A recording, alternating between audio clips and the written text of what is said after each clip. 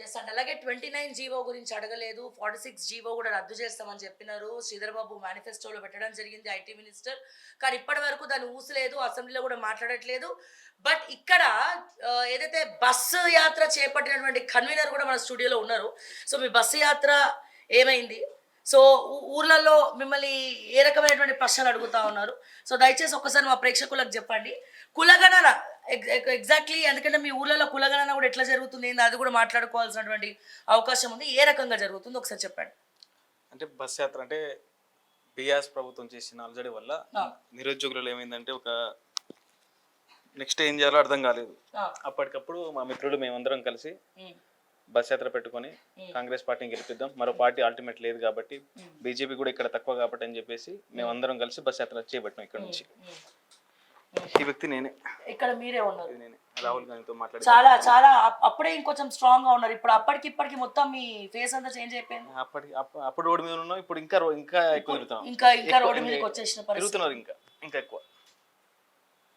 ఒకసారి ఇగో రాహుల్ గాంధీతో ఇందిరానాయక్ రాహుల్ గాంధీతో ఇందిరానాయక్ బస్సు యాత్రను చేపట్టి ఊరూరు తిరిగి అందరినీ కూడా కోఆర్డినేట్ చేసి అప్పుడు ఉద్యోగాలు లేదు అన్న కోపంతో, అంటే రాలేదు కోపం అని కాదు, వాళ్ళ బాధ చెప్పుకోవడానికి ఊరూరా తిరిగినటువంటి పర్సన్. ఇప్పుడు ఇతని పరిస్థితి చూడండి. అంటే నిరుద్యోగుల సమస్యలు ఎవరికి కూడా పడతలేవు ఇక్కడ. పార్టీల మధ్య నలిగిపోయేది ఎవడరా నాయన ప్రస్తుతం అంటే నిరుద్యోగులే. తెలంగాణ నిరుద్యోగులే. ఆంధ్రాలో ఉద్యోగాలు వచ్చేసినాయి, వాళ్ళు హ్యాపీగా ఉద్యోగాలు చేసుకుంటున్నారు. జగన్ ని ఇంతమంది ఇన్ని రకాలుగా తిడుతున్నారు, కానీ జగన్మోహన్ రెడ్డి గారి వాళ్ళ పుట్టినరోజు అనుకుంటా, బర్త్డే సందర్భంగా నేను ఒకటి చెప్దాం అనుకుంటున్నా జగన్మోహన్ రెడ్డి గారికి. ఆంధ్రాలో మాత్రం ప్రభుత్వ ఉద్యోగాలు మాత్రము భర్తీ చేసిండు, అందరికి న్యాయం చేసిండు, విద్యని మాత్రం అద్భుతంగా డెవలప్ చేసిండు. ఈ విషయం మనస్ఫూర్తిగా చెప్తా మంచి చేసి సీఎం ఎవరంటే జగన్మోహన్ రెడ్డి గారి. ఇక్కడ తెలంగాణలో మాత్రం అన్ని రకాలుగా ఫెయిల్ అయినాం, వెనుకబడినాం.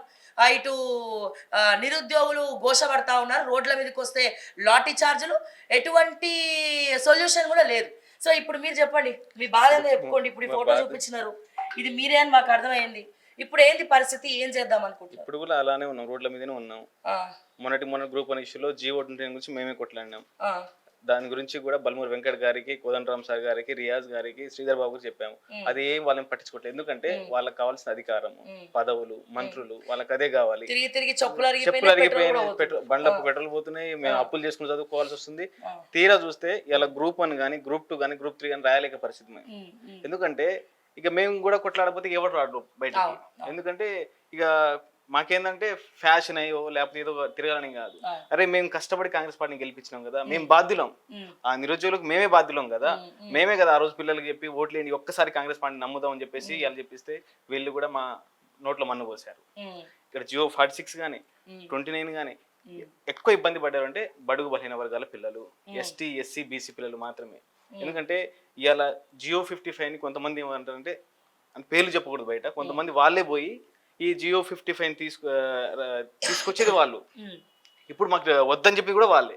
అంటే కొంత బ్యాచ్ ఉంది, ఒక అశోక్ ఒక బ్యాచ్ ఉంది. ఆ బ్యాచ్ ఏం చేస్తారంటే ఈ 55 తీసుకొచ్చింది మేమే, 29 వద్దని చెప్పి కూడా వాళ్ళే. అంటే వీళ్ళు ఎట్లా రెండు వైపుల డ్రామాలు ఆడతారు. ఎందుకంటే బీఆర్ఎస్ భవన్ దగ్గరికి డబ్బులు తీసుకొస్తారు, వాళ్ళే మాట్లాడతారు, ఇక్కడికి వచ్చి కూడా మేమే కొట్లాడుతున్నామని బయట మాత్రం మీడియా ముందు చెప్తారు. అంటే మేము కష్టపడిన దాన్ని వాళ్ళు ఏం చేస్తారంటే వాళ్ళు టయానికి వచ్చి భోజనం చేస్తారు. సో ఈ గ్రూప్ 1 లో కూడా గ్రూపులు తయారైనాయి, మీలో మీకే చిచ్చులు పెడుతున్నారు, మీలో మీకే కుంపటి పెడతా ఉన్నారు, విభజించు పాలించు అనే కాన్సెప్ట్ చేస్తున్నారు మాత్రం మాకు అర్థమైంది. సో చిచ్చులు పట్టేది ఎవరు, కుంపట్లు పెట్టేది ఎవరు, ఎందుకు మీరు చీలిపోయినారు? ఇప్పుడు కాంగ్రెస్ పార్టీని గెలిపించడంలో మా పాత్ర కీలకం. మేము కూడా పోయి మా మంత్రుల దగ్గర, నాకు అందరు ఎమ్మెల్యేలు తెలుసు, మంత్రులు కూడా తెలుసు. ఎందుకంటే మేము బస్ యాత్రలో అందరు ఎమ్మెల్యేలను కలిసాను, మంత్రులను కూడా కలిసాను. వాళ్ళ దగ్గర పోయి సార్ నాకు అది చేయండి అని చెప్పి నేను చెప్పుకోవచ్చు, కానీ కరెక్ట్ కాదు కదా. ఎందుకంటే కష్టపడ్డాం, ఇవాళ కాంగ్రెస్ పార్టీని నిరుద్యోగులు నమ్మి ఓటేశారు. వాళ్ళకి ఏం చేశారు, మీరు ప్రతి చోట ప్రతి సభలో 55,000 ఉద్యోగాలు ఇచ్చారంటారు కదా, కనీసం దాంట్లో 10,000 ఉద్యోగాలు ఇచ్చినా మీరు సంతోషపడతాం. అది పాత నోటిఫికేషన్ వచ్చి మీరు భర్తీ చేశారు. భర్తీ కూడా కాదు, లాస్ట్ ఎండింగ్ లో పోస్టులు ఇచ్చారు. మీరు అబద్ధాలు ఆడకండి, నిరుద్యోగులను మోసపోయి అంటే మోసం చేస్తారు, ప్రతి సభలో మీరు మోసం చేస్తారు. కాబట్టి ఇదంతా ఏమవుతుందంటే మళ్ళీ ఇప్పుడు కొత్త నోటిఫికేషన్ అన్నారు, కొత్త నోటిఫికేషన్ ఇప్పుడు రాలేదు. ఎందుకంటే దానికి SC వరకు అంటే పోస్టులు పెంచడానికి SC వరకు అడ్డొస్తుంది, వీళ్ళకు మళ్ళీ పోస్టులు ఇవ్వడానికి SC వరకు అడ్డొస్తుంది. కానీ ఇంతసేపు మోసం, ఎంతసేపు విద్యార్థులతో నాటకాలు ఆడటం చెప్పిస్తారు. కాబట్టి వీళ్ళతోటి మాకు అంటే విసుగొచ్చింది. ఇక విసుగొచ్చి ఏం చేయాలంటే ఇక మేమే రేపు జరగబోయే ఎమ్మెల్యే సెలక్షన్లో అయినా సరే ఒక బస్ యాత్రను పాదయాత్రను చేపట్టి ముందుకు వెళ్దామని చెప్పేసి నేను జనార్దను ఇంకా మా కొంతమంది మిత్రులు ఉన్నారు. ఎందుకంటే మేము మా తల్లిదండ్రులు చాలా మోసం చేశాం, ఎట్లాగో అన్ని రకాలుగా కోల్పోయాం, తెగించి కొట్లాడతారు. ఇక ఎందుకంటే ఎందుకు మోసపోయామంటే వాళ్ళేమో నెలకు 5,000 6,000 పంపిస్తారు. మేము ఏమో బండిలో పెట్రోల్ పోసుకొని కోట్ల చుట్టూ పబ్లిక్ సర్వీస్ కమిషన్ చుట్టూ తిరుగుతున్నాం.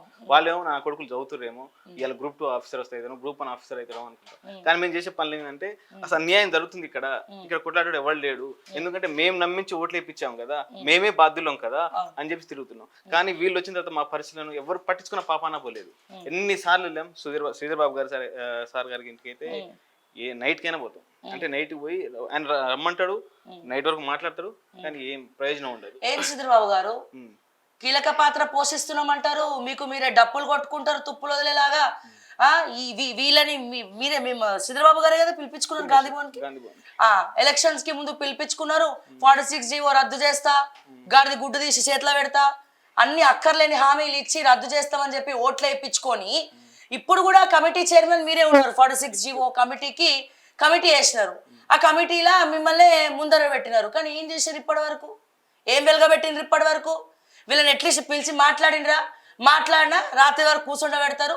ఓ స్త్రీ రేపురా అయిపోయింది, జనార్దన్ అయిపోయింది, ఇంద్రానాయక్ అయిపోయింది, ఇక రా నువ్వు రేపు మాట్లాడదాం అంటే ఈయనేమో రేవంత్ రెడ్డి గారేమో అక్కడేమో ఏ సభ జరిగిందండి శ్రీధర్బాబు గారి నియోజకవర్గం ఎక్కడ జరిగింది కదా పెద్దపల్లి సైడ్, మీ యువ వికాసమే.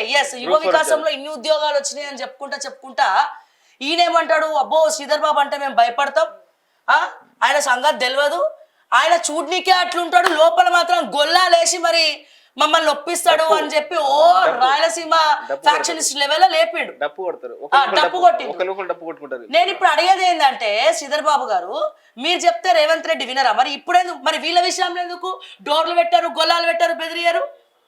ఎందుకు బెదిరియారు? వీళ్ళ 46 జీవో రద్దు చేయమని కానీ 29 జీవో గురించి కానీ మీరు గొల్లం పెట్టి మీ క్యాబినెట్ ని కూర్చోబెట్టి ఎందుకు మాట్లాడరు అంటున్నారు. అంటే మీకు ఓట్లు వేసేయడానికి ఎస్సీ ఎస్టీ పిల్లలు బీసీ పిల్లలు కావాలి, బస్ యాత్రలు చేయడానికి ఎస్సీ ఎస్టీ బీసీ పిల్లలు కావాలి. కానీ మాత్రం వాళ్ళకి ఏమైనా సమస్య వస్తే మాత్రం మీరు పరిష్కరించారు. మళ్ళీ ఈడబ్ల్యూఎస్ వల్ల కూడా కొద్దిగా ఇబ్బంది ఉంది.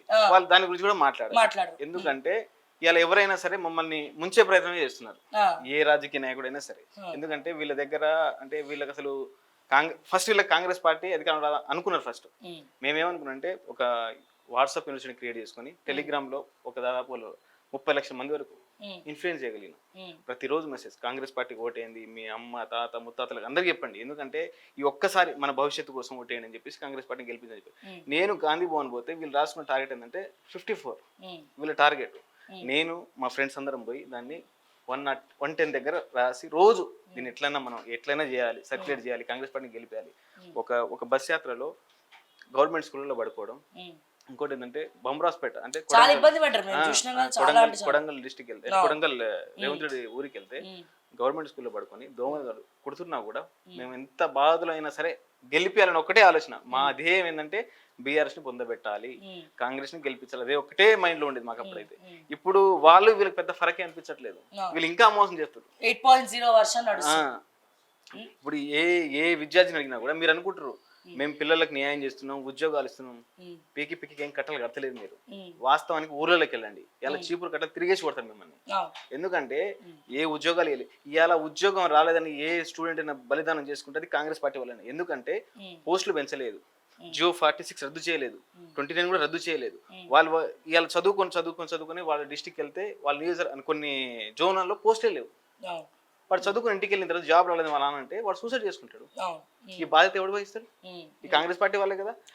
అంటే ఎందుకంటే మీరు ఏం చెప్పారంటే 46 మేము రద్దు చేస్తామని ఒక బలమైన తీసుకొచ్చారు. మీరు అశోక్ సార్ ముందు తీసుకొచ్చారు. ఇలా అశోక్ సార్ కూడా మేము నిరుద్యోగం మార్చుంటున్నారు. కనీసం జియో 20 నేను వచ్చినప్పుడు ఎన్నో సార్లు ఫోన్ చేశాను. వీళ్ళందరూ ఎందుకంటే వీళ్ళు రారు, ఇప్పుడు వాళ్ళకి పదవులు అవసరం. ఇప్పుడు రాహుల్ గాంధీకైనా ప్రధాన అవసరం. అక్కునూరి మురళి సార్ ఆకునూరి మురళి సార్ పోయిన అర్థం ఇప్పుడు పదవి వచ్చింది కదా, కమిషన్ చైర్మన్ అయ్యాడు. కమిషన్ చైర్మన్ అండి. ఈయనకు పదవి కావాలి, ఎందుకంటే ఆయన కోసం తీసుకున్న యాత్ర అది, బస్ యాత్ర. ఎందుకంటే ఆయనకు పదవి రావాలి కోసం ఇవన్నీ ఎందుకు చేయించుకో రోజు పూజ చేస్తురా మీ రూమ్ లలో పెట్టుకొని? ఏం చేద్దాం, వీళ్ళే కదా మాకు మార్గదర్శకులు. మా జీవితం నాశనం కావడం మార్గదర్శకులు వీళ్ళే కదా. శ్రీధర్ బాబు గారు, వీళ్ళ జీవితాలు నాశనం అవడానికి కారణం మీరేనట. మమ్మల్ని చేసిన అక్కునూరి మురళి గారు ఆయనకే యూనివర్సిటీ వీసీ వచ్చింది, ఎమ్మెల్సీ వచ్చింది, ఇప్పుడు మళ్ళీ ఈయనకు ఎమ్మెల్సీ వచ్చింది.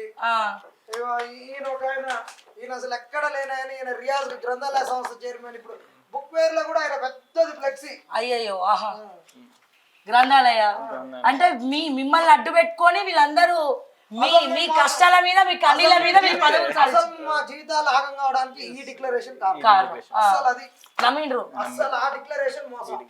అసలు ప్రియాంక గాంధీ గారి మీద 420 కేసు పెట్టాలి. ఎందుకంటే మరి అక్కను చూసి మీరు నిజంగా చెప్తున్నాం, ఆ మీద మాకు చాలా విశ్వాసం ఉంది.